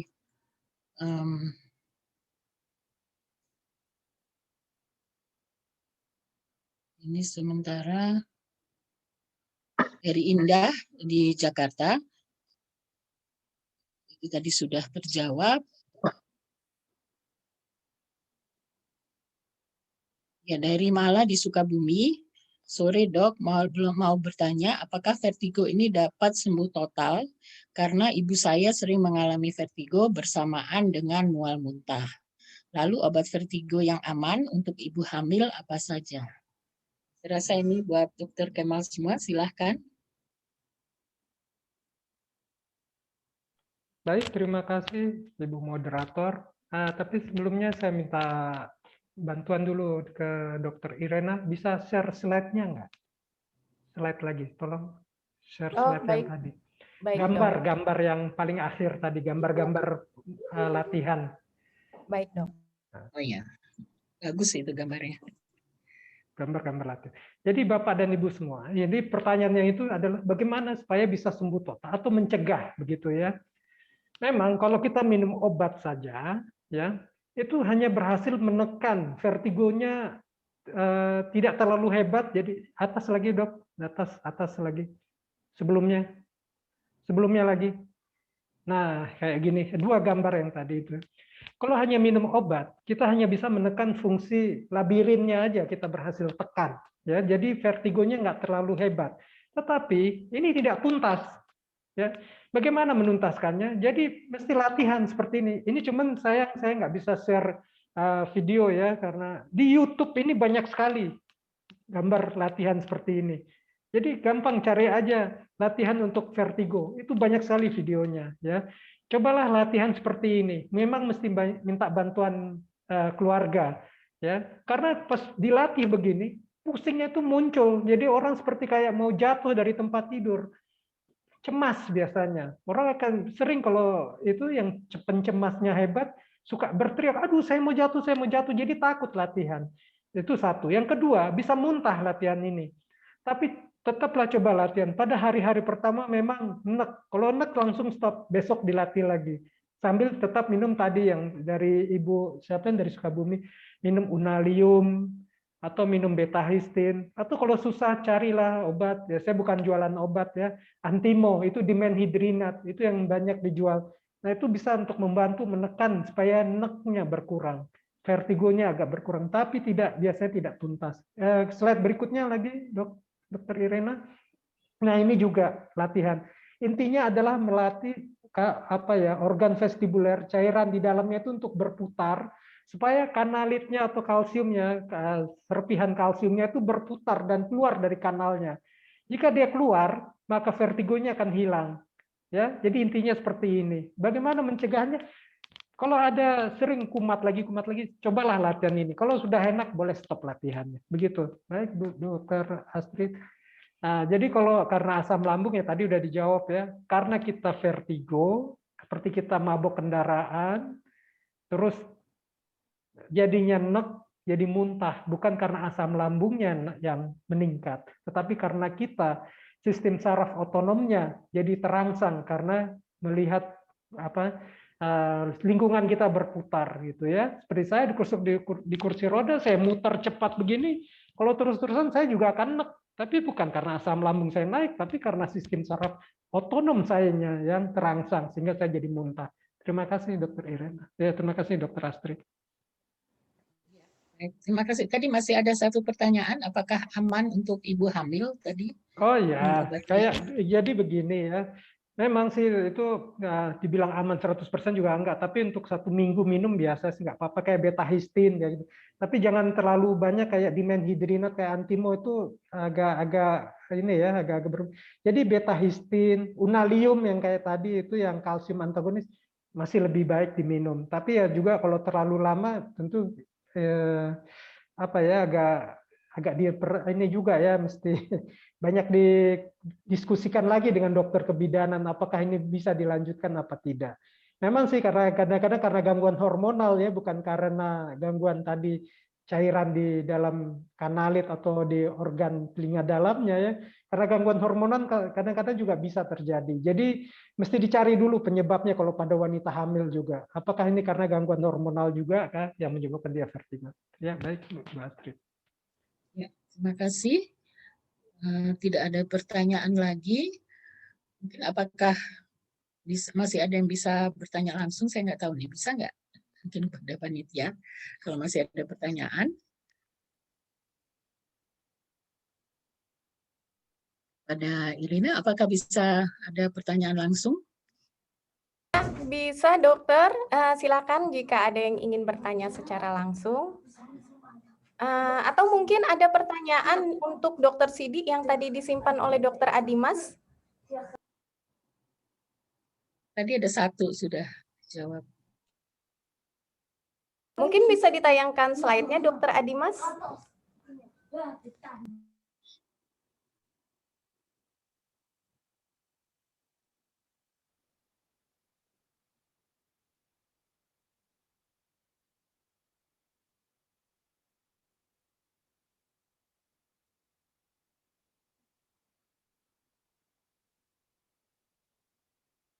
Oh ya, ini satu ada ketinggalan.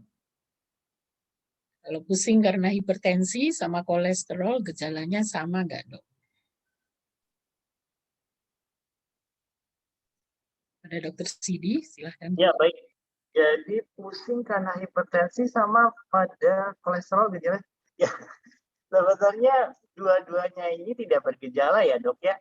Jadi baik hipertensi maupun kolesterol tinggi atau dislipidemia tidak akan menimbulkan gejala yang spesifik.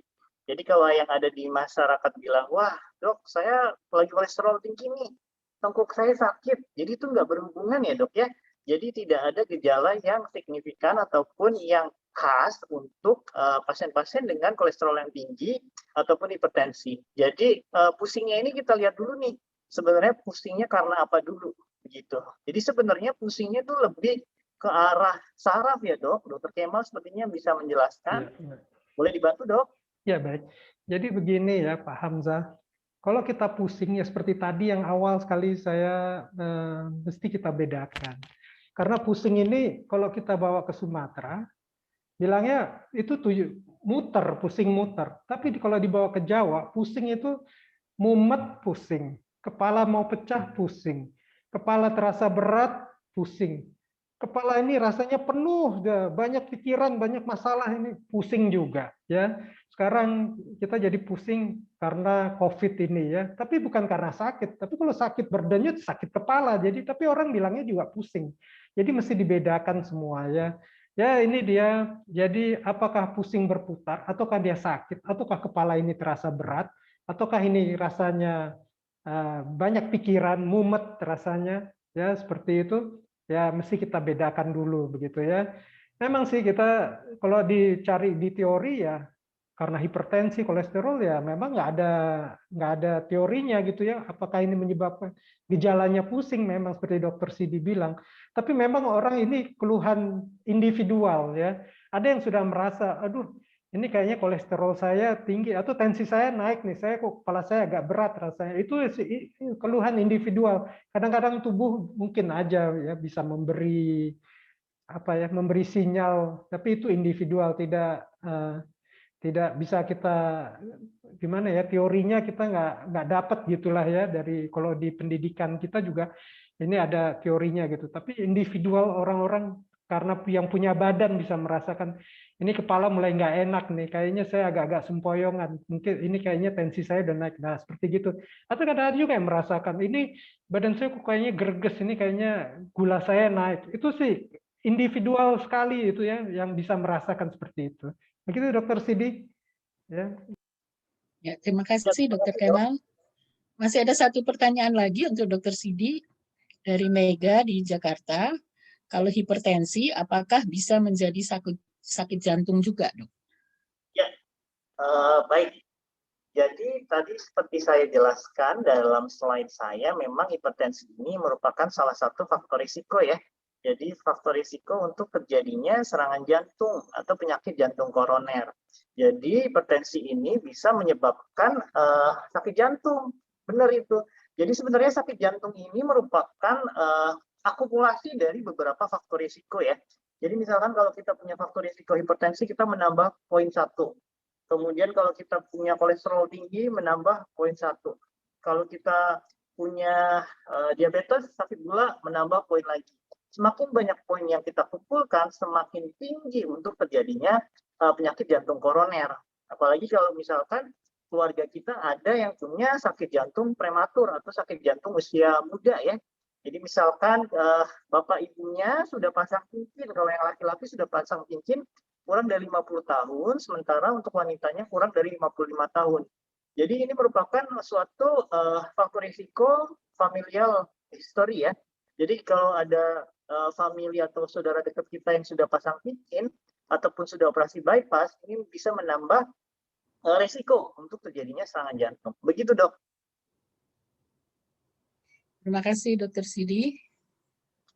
Saya rasa sudah habis pertanyaan-pertanyaan yang ada di chat, dan waktunya juga kurang 5 menit lagi. Mungkin saya coba mengambil kesimpulan ya. Jadi tadi kedua pembicara kita sangat jelas ya menjelaskan mengenai vertigo atau pusing ya. Dan ternyata istilah vertigo dalam bahasa Indonesia belum ada yang pas ya. Pusing muter atau ini ada yang keliengan. Tadi kalau Dr. Sidi banyak menyebutkan keliengan ya, jadi apakah itu sama? Mungkin dari terjemahan dari dizziness. Tapi yang penting adalah penyebabnya dari vertigo atau pusing berputar itu ada dua, yaitu bisa di perifer, yaitu yang di organ vestibuler, yang di telinga, atau memang bisa dari pusat ya, jadi dari otak. Dan cara pencegahan itu tadi sebetulnya faktor risiko memang banyak perempuan ya. Tadi yang bertanya kayaknya mengenai vertigo tadi semuanya perempuan ya. Jadi memang perempuan itu merupakan salah satu yang lebih banyak mengalami vertigo. Dan kemudian tadi bagus sekali ya ada cara manuver-manuver tadi yang bisa digunakan ya untuk mencegah vertigo. Karena tentu tidak mungkin kita minum obat terus-menerus dan kalau sudah terjadi memang rasanya tidak enak sekali.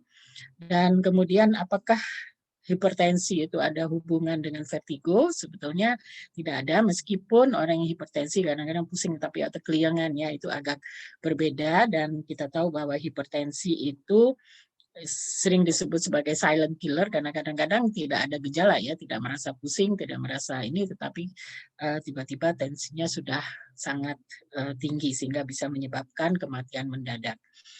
Dan ya komplikasi dari hipertensi itu ya bisa ke jantung, ke ginjal tadi dikatakan ya, dan juga bisa menyebabkan stroke ya. Jadi memang penting sekali untuk mencegah tentu dengan kebiasaan hidup yang baik ya, terutama tadi mengurangi konsumsi garam atau dengan tidak memakan fast food ya, atau mungkin ya mengurangi.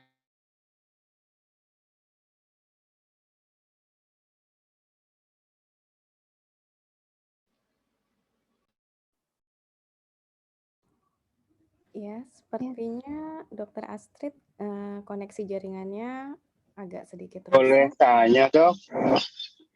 Ya, Masih ada kesempatan? masih Pak untuk satu Baik. pertanyaan. Bisa langsung?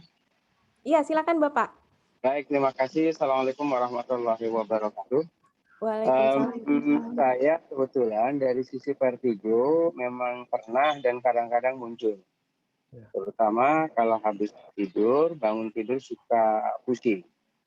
Cuman sekarang ini sudah agak jarang, tetapi saat ini terkadang kalau saya habis jongkok itu kayak pusing keliangan begitu, kemudian tengkuknya rasanya berat.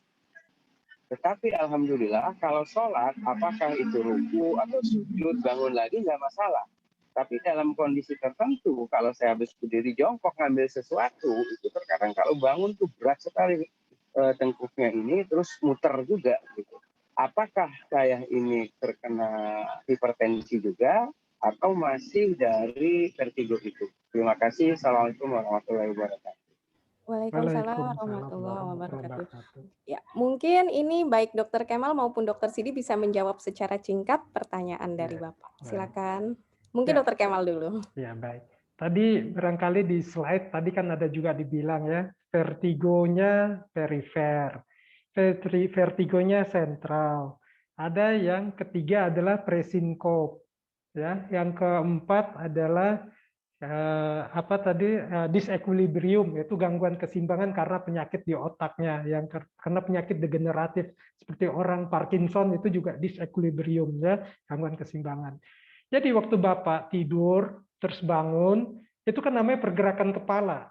Ya, jadi organ yang di telinga dalam bergerak, cairan itu bergerak. Kalau itu vertigo perifer. Tapi kalau lagi jongkok, terus berdiri, terus ternyata keliengan kayak mau jatuh, itu sinkop, nah presinkop. Ini Dokter Sidi yang lebih pas menjelaskannya. Karena ini aliran darah ke otaknya ketika melawan gravitasi nggak langsung nyampe ke otak. Dia oksigennya kan, otak ini sangat sensitif jika kekurangan oksigen. Itu pasti akan terjadi gangguan, Pak. Oke, Dokter Sidi mungkin bisa lebih jelaskan presinkop. Ya, terima kasih dok. Jadi sebenarnya presinkop atau nirsinkop itu adalah gejala awal dari kurangnya aliran darah yang ke otak. Benar kata Dokter Kemal tadi. Nah ini bisa kita pilah-pilah. Yang pertama bisa karena kardiogeniknya ataupun karena dari neurogeniknya. Kalau untuk kardiogenik biasanya disertai dengan gangguan irama, Pak. Nah biasanya dia ada irama yang tidak teratur atau kita sebutnya aritmia. Nah, untuk tahu hal tersebut, biasanya kita lakukan rekam jantung, Pak. Jadi kita lakukan EKG. Nah, misalkan EKG-nya tidak tercetus ataupun tidak ada gambaran aritmianya, biasanya kita akan rekam selama 1 hari atau 1 kali 24 jam. Nah, kalau misalkan tidak timbul juga, biasanya kita cetuskan, Pak. Kita lakukan tes, namanya tes field table. Nah, mungkin dari neuro juga punya juga tesnya, nanti bisa dikoordinasikan aja, Pak. Jadi misalkan kalau dari sarafnya bilang aman, bukan karena dari neurogenik, maka biasanya akan dikonsulkan ke jantung. Nanti dari jantung kita akan pilah satu-satu, Pak. Begitu, Pak. Baik. Ya, karena dokter saya pernah menganjurkan harus selalu bawa aspirat. Baik, Pak Nawawi, semoga bisa sedikit mencerahkan jawaban dari dua expert kita. Ya, baik. Terima kasih banyak. Mungkin karena waktu kita yang sudah habis, ini sudah pukul 17 lewat 1 menit, kita kelebihan 1 menit, mungkin kita cukupkan saja untuk sesi diskusi kita kali ini. Saya akan mengembalikan kepada pembawa acara. Silakan, Ananda. Ya, terima kasih Dokter Irena. Selanjutnya, karena akan ada door prize lagi, tapi door prize kali ini akan dipilih langsung oleh pemateri kita. Mungkin dari Dokter Kemal dulu, boleh dipilih dari pemberi pertanyaan terbaik, Dok. Oh gitu ya. Ya, untuk mendapatkan yang bertanya malah ya, yang bertanya. Waduh, ini siapa? Pertanyaannya bagus semua ini ya.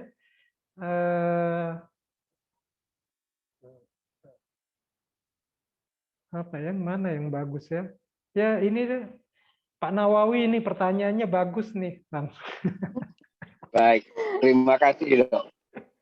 Ya, Pak. Iya, baik Pak Nawawi, nanti mungkin akan dihubungi lebih lanjut ya, mendapatkan voucher 150.000. Nah, selanjutnya mungkin dari Dokter Sidi, Dok.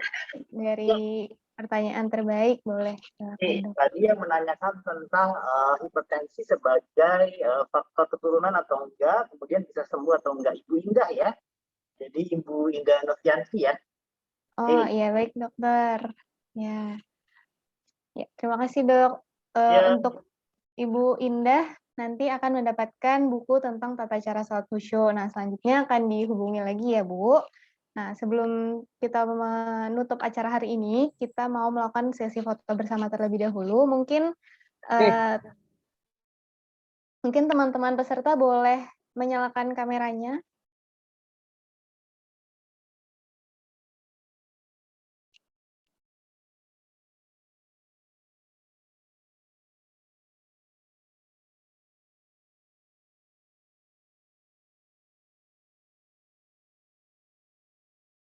Ya.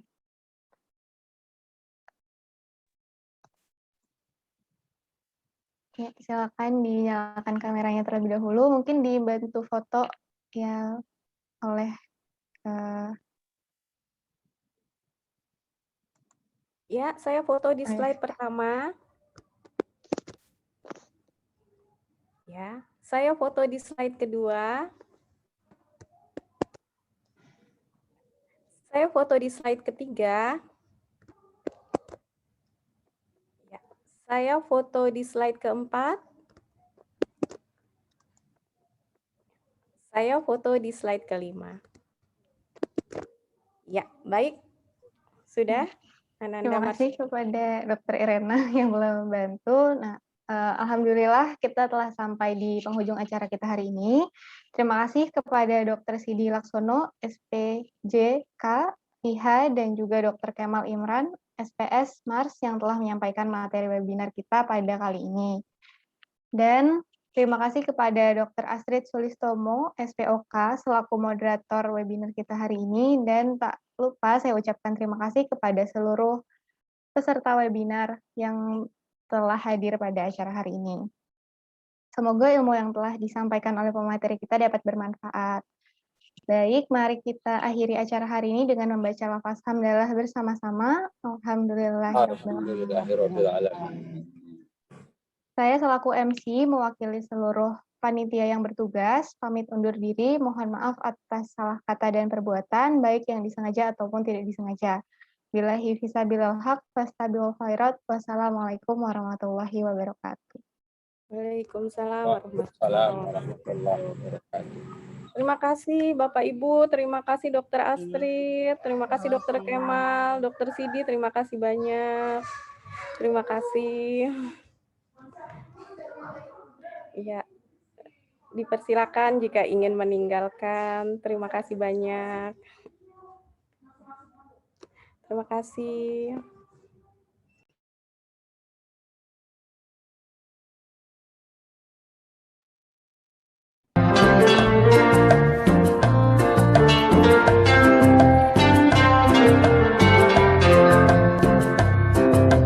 Virus corona datang menyebar, dunia jadi gempar, banyak yang tertular, korban berguguran, yang mati berturutan, negeri pun kelabakan.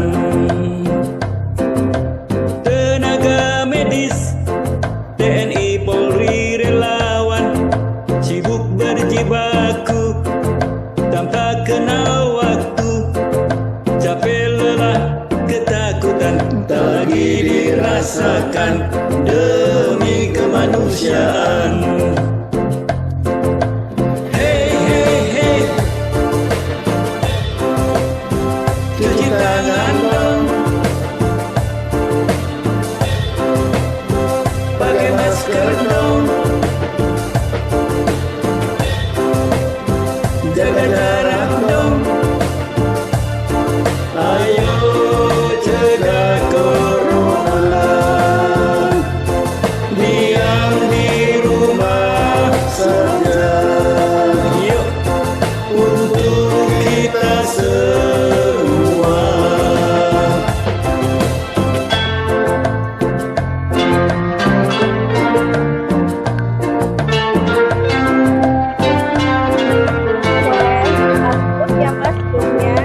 Tenaga medis, TNI, Polri, relawan, sibuk berjibaku tanpa kenal waktu, capek lelah ketakutan tak lagi dirasakan demi kemanusiaan. Nah, Marsha, makasih ya nak ya. Aduh, terima kasih Marsha, makasih banget ya.